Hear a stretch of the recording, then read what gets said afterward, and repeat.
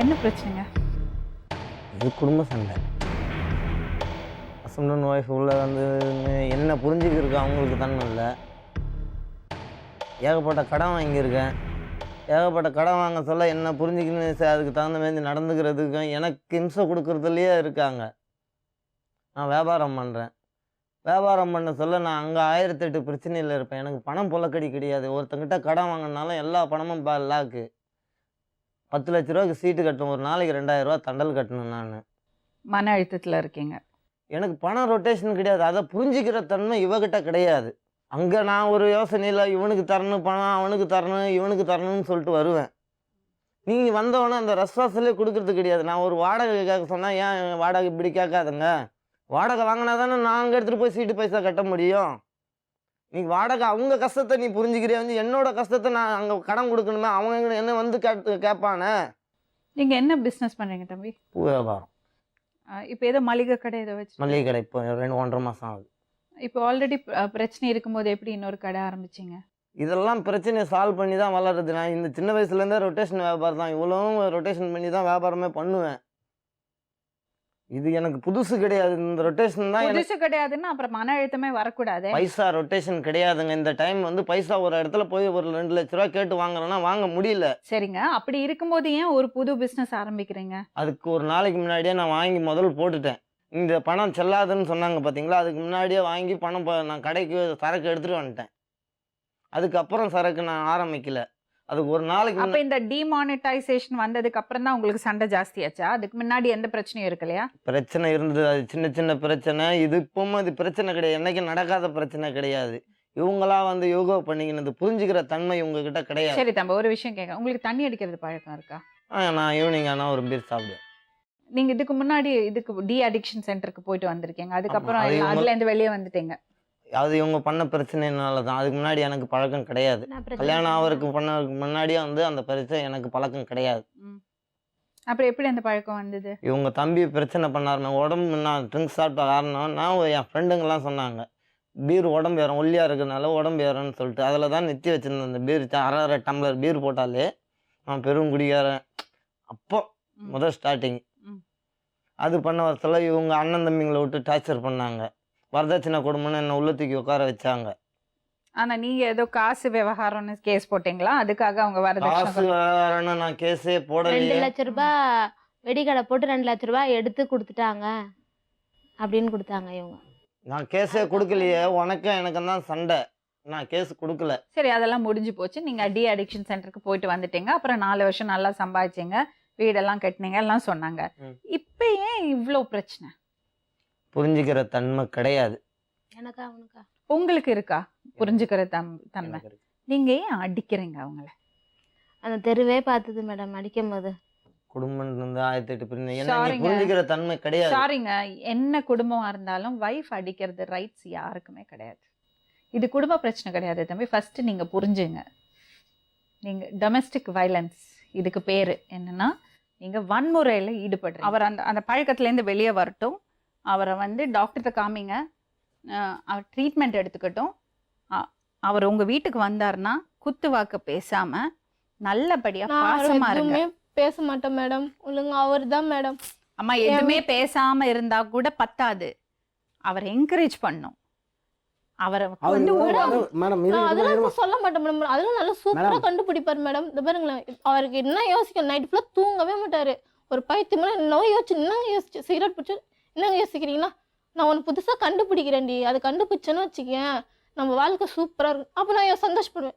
நம்ம புருஷன் அப்படின்ட்டு நான் ஒரு பேட்டரி 4 செல்லு மேடம், அந்த செல்லு வச்சு ஒரு கார் பேட்டரி இருக்கும், அதில் வச்சு சார்ஜ் போடுறதுக்கு சூப்பராக கண்டுபிடிச்சார் மேடம். நான் கூட சந்தோஷப்பட்டு நம்ம புருஷன் சூப்பராக செய்கிறாருன்ட்டு. அப்போ கூட அத்தை மாமா கூட செஞ்சு கொடுத்தாங்க.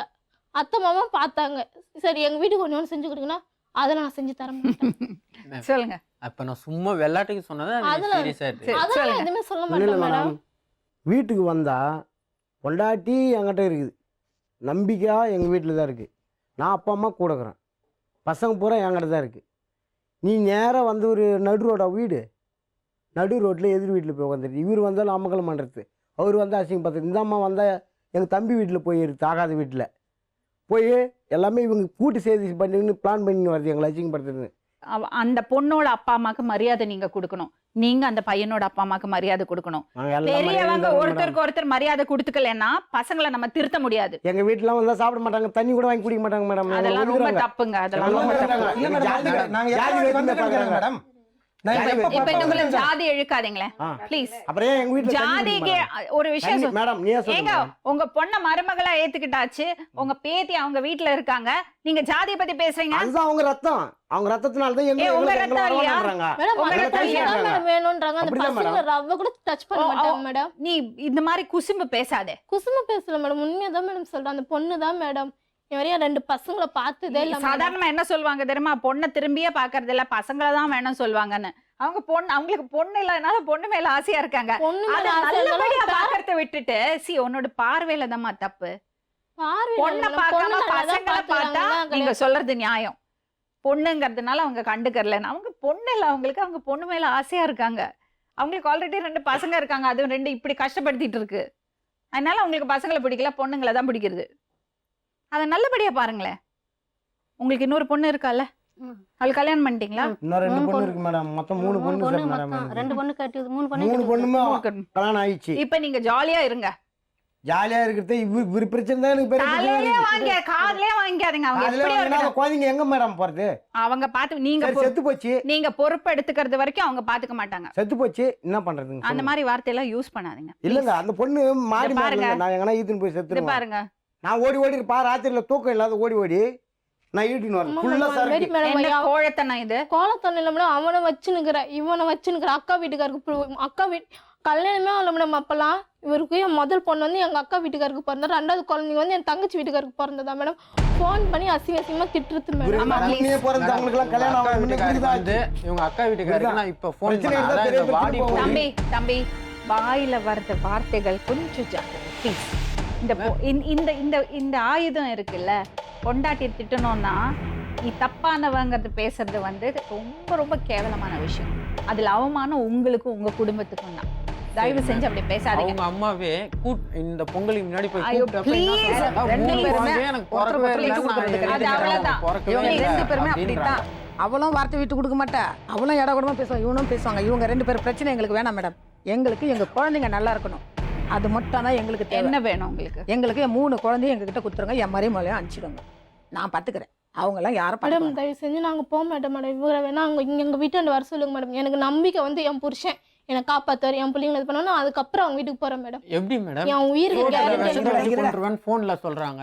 நீங்க இதுக்கு சொல்லுங்க. அவங்க அம்மாவே சொல்றாங்க. இரு, அவங்க முடிவு பண்ணு. இருடா, மேடம் நான் எல்லாம் பார்த்தாச்சு மேடம், அமிச்சாச்சு. இதுக்கப்புறம் நான் அவர் நம்பி போற உனக்கு மாதிரி உங்க இல்ல மாமியார் மேடம். மாமனார் மேல நம்பிக்கை இல்லையா? யார் மேல எனக்கு நம்பிக்கை இல்லை ஏன் அப்படி மேடம். சொல்ற? அவங்க பாத்துக்கலையா அவனை? மேடம் கூட்டிட்டு போனாங்க மேடம், கிருஷ்ணால் ஊத்தி கொளுத்திக்க போறேன்னா மேடம். யார் வந்தாங்க மேடம் சொல்லுங்க. யாரு இவங்க கிருஷ்ணா? வந்தாங்க யாரு மேடம். கிருஷ்ணா? எதுக்கு கிருஷ்ணா மேடம், எழுதி கொதிக்கிற? மேடம் இது மாதிரி எங்க அக்கா வீட்டுக்காருக்கு ஃபோன் பண்ணி இது மாதிரி பச்சை அவங்களும் பேசிட்டாங்க, இவங்களும் பேசிட்டாங்க. நான் எங்க அத்தைக்கு ஃபோன் பண்ணி சொன்னேன். அப்போ எங்க மாமனார் இல்ல, ரியல் எஸ்டேட் பிசினஸுக்கு திண்டிவனத்துக்கு போனார். எங்க அத்தை வந்தாங்க, வந்தோடனே அவனை வச்சுன்னுக்குறான், இவனை வச்சு அப்படியேதான் மேடம். ஒரு சந்தை வீட்டுக்குள்ள இது பண்ணிட்டேன்னு வச்சுக்கேன், நான் போறேன், இவனும் உள்ள சேர்த்துறாத. ஒரு பையன் பின்னால் சுத்தின அந்த மாதிரி இவர்கிட்ட நான் இது பண்ணேன். அதுக்கப்புறம் அவர் என்ன சொல்றேன், ரவிக்கு வந்துட போறான் வீட்டுக்கு அப்படின்ட்டு போறாரு மேடம்.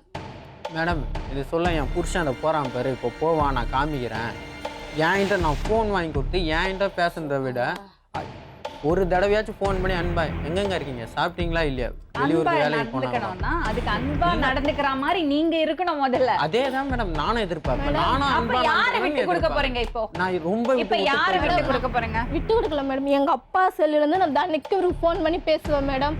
இவரு தினைக்கும் இவரு ஒரு வாட்டி ஃபோன் பண்ணி என்னடி சாப்பிடி என்னடி பண்ற பிள்ளைங்களாம் என்ன பண்ணுன்னு ஒரு வாயால நான் ஒரு நான் விஷயம் சொன்னா கேட்டிருக்கேன் மேடம். கேட்பீங்களா? இருக்கு கட்டாயப்படுத்தி அவளை கூட்டிட்டு போகாதீங்க. ஏன்னா நாளைக்கு ஏதாவது ஒரு பிரச்சனையாச்சுன்னா உங்க மண்டையில வந்துடும். நான் சொல்றது புரியுறதா உங்களுக்கு? அவளாம் அந்த முடிவு எடுக்கட்டும். நீங்க ஆஃபர் பண்ணிட்டீங்க, நாங்க பாத்துக்கிறோம் பசங்களை, நாங்க பாத்துக்கிறோம்னு நீங்க ரொம்ப அழகா சொல்லிட்டீங்க. நீங்க 2 பேரும் ஒண்ணா வாழ விருப்பப்படுறீங்களா? மேடம் எனக்கு என் பொண்டாடி பிள்ளைங்க வேணும் மேம்.